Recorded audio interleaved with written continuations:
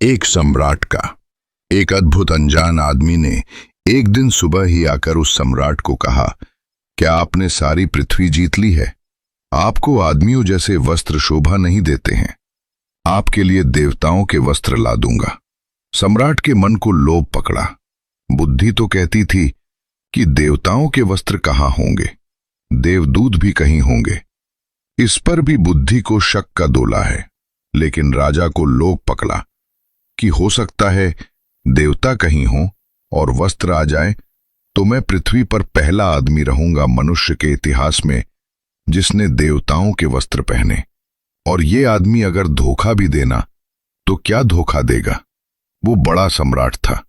अरबों खरबों रुपए उसके पास ऐसे ही पड़े थे। 10-50 हजार रुपए ले भी जाएगा तो हर्ज क्या है? उसने उस आदमी को कहा, अच्छा ठीक है, क्या खर्च होगा?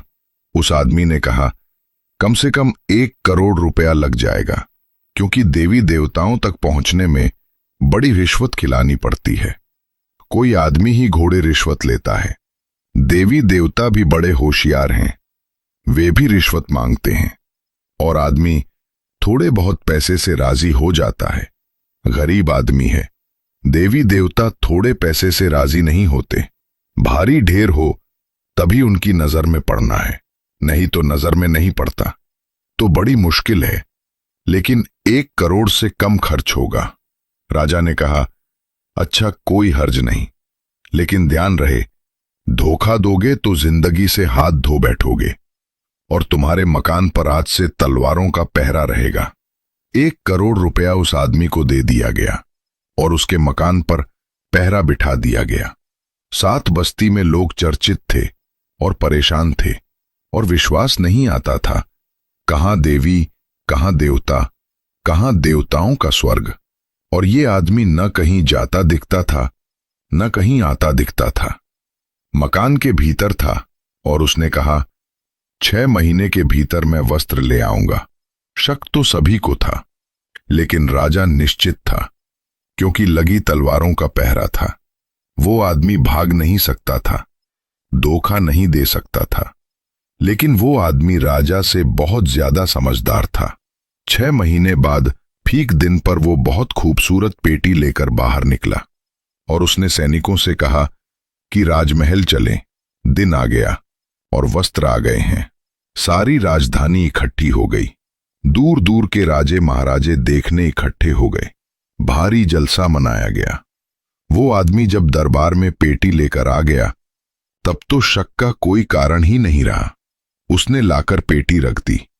पेटी का ढक्कन खोला, हाथ भीतर डाला और खाली हाथ बाहर निकाला और राजा से कहा, ये पगड़ी ले। राजा ने देखा, पगड़ी तो कुछ दिखाई नहीं पड़ती, हाथ खाली है। और तभी उस आदमी ने कहा, एक स्मरण आपको दिला दूं। देवताओं ने कहा है कि जो अपने ही बाप से पैदा हुआ होगा उसी को पगड़ी और वस्त्र दिखाई पड़ेंगे। आपको पगड़ी दिखाई पड़ती है ना? राजा ने कहा, बिल्कुल दिखाई पड़ती है। वो पगड़ी यहीं थी में ही, हाथ खाली था और सारे दरबारी ताली बजाने लगे। उनको भी पगड़ी में ही दिखाई पड़ती थी, लेकिन वे सभी कहने लगे आगे बढ़कर, ऐसी सुंदर पगड़ी तो हमने कभी देखी नहीं। पगड़ी बहुत सुंदर है, बड़ी अद्भुत है। आदमी ने कभी देखी नहीं वो पगड़ी तो। अब जब सभी दरबारी कहने लगे कि पगड़ी बहुत सुंदर है, राजा मुश्किल में पड़ गया और उस आदमी ने कहा, अच्छा अपनी पगड़ी निकालिए और ये पगड़ी पहन लीजिए। वो पगड़ी उसने अलग कर दी और वो झूठी पगड़ी जो थी ही नहीं वो राजा ने पहन ली। पगड़ी तक ही बात होती तो ठीक थी, लेकिन राजा दिक्कत में पड़ गया। धीरे धीरे कोट भी उतर गया, फिर आखिरी वस्त्र भी उतारने को वक्त आ गया। राजा नंगा होने लगा, लेकिन सारे दरबारी हिला रहे हैं कि बहुत सुंदर वस्त्र हैं, अद्भुत, ऐसे वस्त्र कभी देखे नहीं। क्योंकि जो दरबारी जोर से नहीं कहेगा, लोग शक करेंगे कि पता नहीं अपने पिता से पैदा हुआ है या किसी और से पैदा हुआ है। और जब सारी भीड़ चिल्लाती हो तो एक एक आदमी को ये लगा कि मेरी अकेले गलत देखती होगी या मैं। अब वो मुश्किल में पड़ गया था, अब इनकार नहीं कर सकता था। रथ पर बैठकर उसकी शोभा यात्रा निकली है, तो हो सकता है आप भी उस नगर में रहे हो, क्योंकि बहुत लोग उस नगर में थे और कहने वाले शोभा यात्रा देखी, और आप भी रहे होंगे तो आपने भी उन वस्त्रों की तारीफ की होगी, क्योंकि कौन चूकता है, कौन धोखा छोड़े। सब लोग शोर से तारीफ करने लगे कि वस्त्र बहुत सुंदर है। सुनते हैं सिर्फ एक बच्चे ने, जो अपने बाप के कंधे पर बैठा हुआ भीड़ में आ गया था, उसने भर ये कहा कि पिताजी, राजा तो नंगा मालूम होता है। उसके बाप ने कहा, ना समझ, चुप रह, अभी तुझे कम है, अभी तुझे अनुभव नहीं है। जब तुझे अनुभव होगा तुझे भी वस्त्र दिखाई पड़ने शुरू हो जाएंगे, मुझे भी वस्त्र दिखाई पड़ते हैं।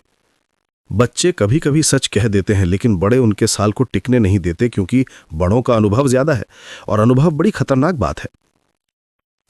क्योंकि अनुभव के कारण ही उस बूढ़े ने कहा, चुप रह, जब तुझे अनुभव होगा तुझे भी वस्त्र दिखाई पड़ेंगे, हम सबको दिखाई पड़ रहे हैं। हम पागल ही कभी कभी कह देते हैं ये भगवान की मूर्ति में हमें भगवान नहीं दिखाई पड़ते हैं, तो बूढ़े कहते हैं, चुप, हमको भगवान दिखाई पड़ रहे हैं, ये रामचंद्र जी खड़े हुए हैं, अनुभव होगा तुझको भी दिखाई पड़ेंगे। आदमी मृत्यु काल डिसेशन में एक पारस में धोखे में बंधा हुआ है, और जब सारे लोग एक ही धोखे में बंधे होते हैं तो दिखाई पड़ना मुश्किल हो जाता है। आपको खोज लेना जरूरी है कि जिन ज्ञान के वस्त्रों को आप वस्त्र समझ रहे हैं वे वस्त्र हैं, या कि आप उन वस्त्रों में भी नग्न खड़े हुए हैं।